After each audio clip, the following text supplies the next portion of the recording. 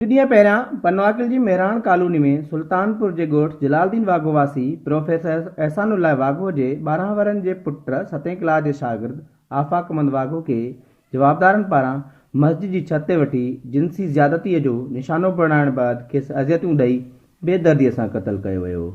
जंहिं वाक़े में मुलविस हिकु मुख्य जवाबदार शफ़ीक जतोईअ खे पनवाकिल पुलिस गिरफ़्तार करे वरितो आहे, जंहिं ॾोह जो पिणु एतिराफ़ बि कयो आहे। अहिड़े जीअ जोरींदड़ अलमनाक वाक़े ते इलाइक़े में सोग वारी सूरतहाल छायल आहे। वेट करे रहे हो आप,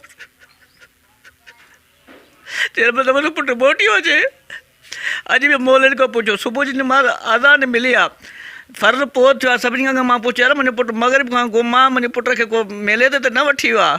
सभिनी जमायतनि खां तव्हां पुछो फर्ज़ पोइ थियो आहे। मूंखां पुछो छा ख़ैरु आहे मुंहिंजो पुट मगरिब खां पोइ हितां मैंने मस्जिद मां गुम थियो आहे, ॿाहिरां बि न हिते मस्जिद खां मूं घर न आयो आहे। अञा छत ते हणो असां ख़ुदा ॼाणो त मुंहिंजे त बि पुट तव्हांजो छत असां इहो था चाहियूं त तव्हां प्रॉपर इन्वेस्टिगेशन ठीकु आहे, हिन इक़रार जुर्म कयो आहे, असांजो बि 90% इन शख़्स ते हुयो त लाज़िम ॿिया माण्हू हिन सां इन्वॉल्व आहिनि। इन खे बि तव्हां महमदी मस्जिद या त सफ़ाई ते लटकायो या सिधो गोली हणो, क़ातिल आहे न। असां त अखियुनि ॾिठा गवाह आहियूं जेका मौसूम जी असां हालत ॾिठी आहे।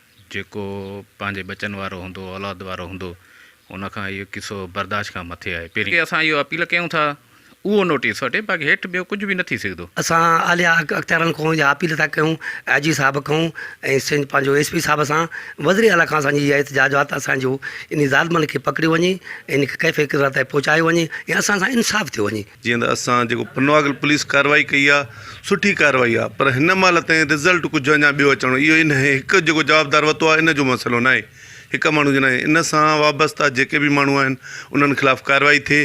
जे लाइ त जेतिरो ॻाल्हाइजे उहो तमामु घटि आहे, तकलीफ़ देह वाक़ियो आहे जेको माना अंदरि जंहिं वाक़े झोरे विझो आहे।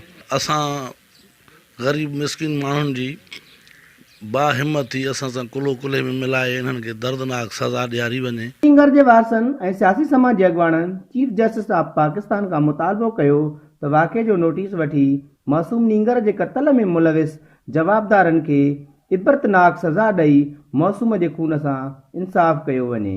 कैमरामैन टीम सां गॾु महमूद महर, सिंध TV न्यूज़, सुल्तानपुर।